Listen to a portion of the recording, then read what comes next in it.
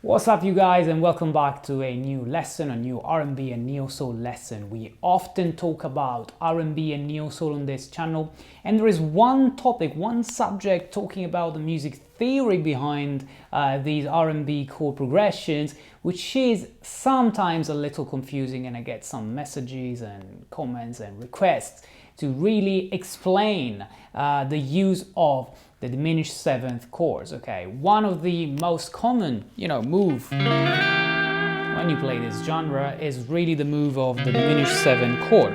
So today we're going to explain the function. Okay, there is a function of these chords which is called the secondary diminished seventh chord function, and also why you can move them by 3 frets, still playing the same chord, which is a move that you can hear all the time in this genre. So let's start from the basics. Let's see a couple of different situations. Okay, one could be this. Okay, and this could be the next one. Okay, in both cases, the diminished seventh chord that I used was a C sharp diminished seventh, okay, which was going to, and we'll see why it's important to say going to, a D minor seventh in both chord progressions, although one was major and one was minor, but still that's the way you use the diminished seventh chords. Now in the first case, let's assume we are in C major and we just play the C major 7, the first degree, then we play this sort of sharp 1 diminished seventh to go to the 2 minor 7, so it's clearly a chromatism, a passing chord. But why can we use it, and why does it sound so good, honestly? Well, because this underlines another chord substitution first, which is gonna be the secondary dominant, okay? I do talk about secondary dominance in my music theory for guitarists series. You can find it for free here on the channel. I'll leave a link in the description below to the entire playlist if you want to catch up with these kind of lessons. But basically, in a nutshell, what a secondary dominant 7 chord does is create the tension to then go to a resolution, okay? Now, it's called secondary dominant because there is already a primary dominant in every major and minor key, and any other dominant 7 chord which is not the primary dominant will take the name of secondary dominant, okay? So it creates the tension. It's the 5 of the chord you're going to, okay? Now, so far we're just talking about dominant 7 chords and secondary dominant 7, so this doesn't seem to rely very much with today's subject, today's topic, which is diminished 7 chords. So how do we get to diminished 7 chords? Well, let's think about the D minor 7 that we are going to, okay? So the secondary dominant 7 chord, to get there, it's going to be A7.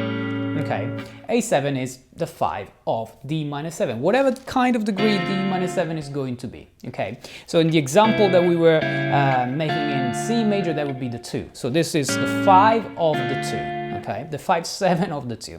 Now, when you do that, when you create a secondary dominant going to a minor chord, usually you do that by adding more tension through what we call the alterations. So a dominant 7 chord altered with a flat 5, sharp 5, flat 9 or sharp 9. One of these alterations, okay? Again, I talk about this in an entire lesson, so you can check that out to really get into this. But if we, for instance, say we want to play an A7 flat 9, which is the most common way of doing it, the notes that you find in an A7 flat 9 are A, root, C sharp major 3rd, E perfect 5th, then G, which is obviously the minor 7th, and then because we want a flat 9, now the 8, so the root 1 octave higher would be the A, so the flat 9 is the semitone above, so B flat. But now, if we play these notes without the A, we got 4 notes, right? C sharp, E, G, B flat. And these notes all together make a C sharp diminished 7th, okay? And the distance between them is 3 semitones, 3 half steps between each note, okay? So it's almost like saying that when we play a C sharp diminished 7th, we're not really playing a C sharp diminished 7th, we're actually playing an A7 flat 9 rootless, so without the root, okay? Now this thing takes the name of secondary diminished 7th chords, because instead of using the secondary dominant chord, you use the secondary diminished 7th chord, which is built on top of the root note of the secondary dominant. Okay. Now, the fact that you have always the same kind of interval in minor thirds, so 3 semitones between all of the notes, of a diminished 7th chord, really has two kind of consequences. Okay. One is that it divides the octave in 4 equal parts. An octave is 6 tones, so if you get 1.5 times 4 gives you the 6 tones of an octave.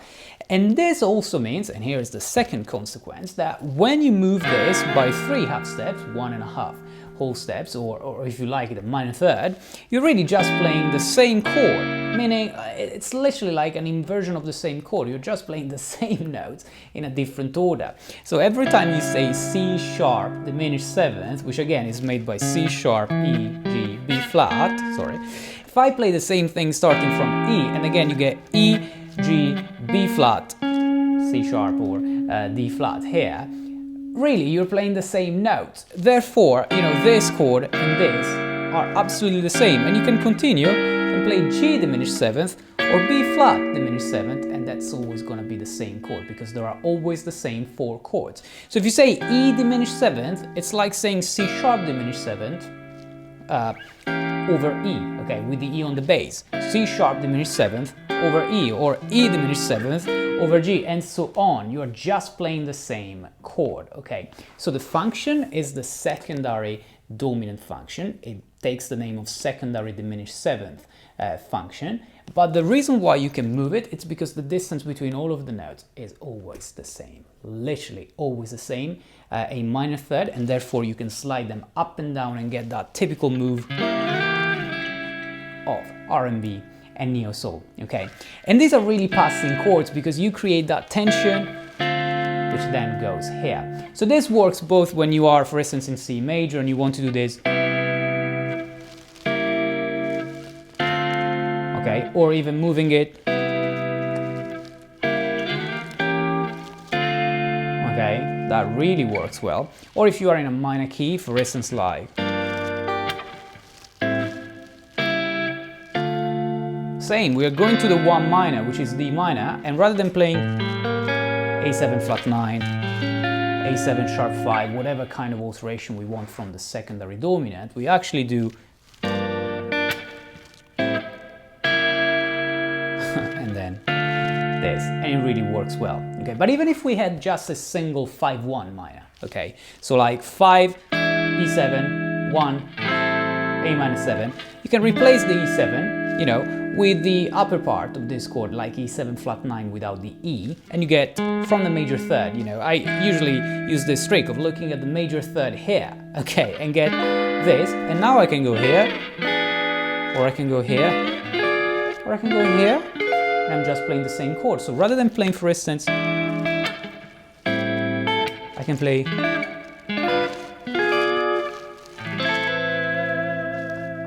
again. This becomes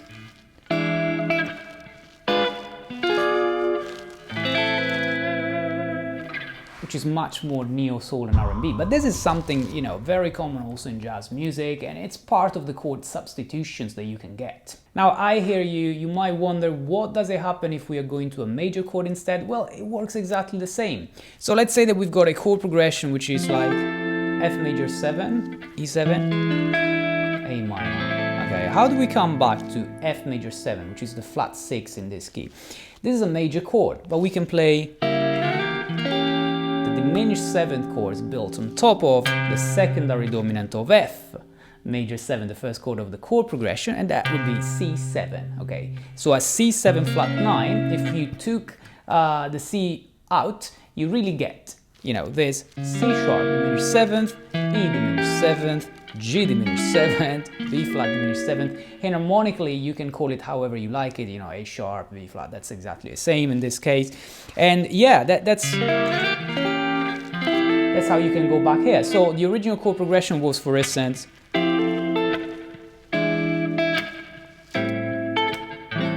now we make it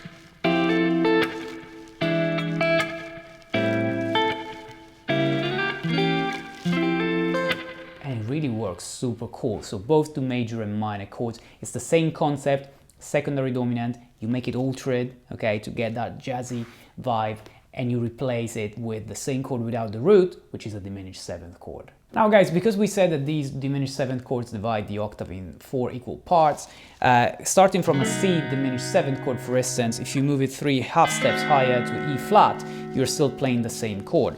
So between C and E flat, you only have 2 more diminished 7th chords, C sharp and D. So in music, we can say we only have C diminished 7th, C sharp diminished 7th, and D diminished 7th. All the other diminished 7th chords that you can possibly play are just inversions of one of these 3 chords. Right, that's all for this lesson, guys. Let me know in the comments if you have any questions. Hopefully this was, helpful to really understand the function of these diminished 7th chords and how you can move them around in your chord progressions. But again, let me know in the comments if you have any questions. If you want to find out more, there are extra resources on my Patreon page, so you might want to check it out. And if you become a patron, you will also support this channel to keep lessons like these coming on the channel. All right, thanks for watching, guys, and see you in the next lesson.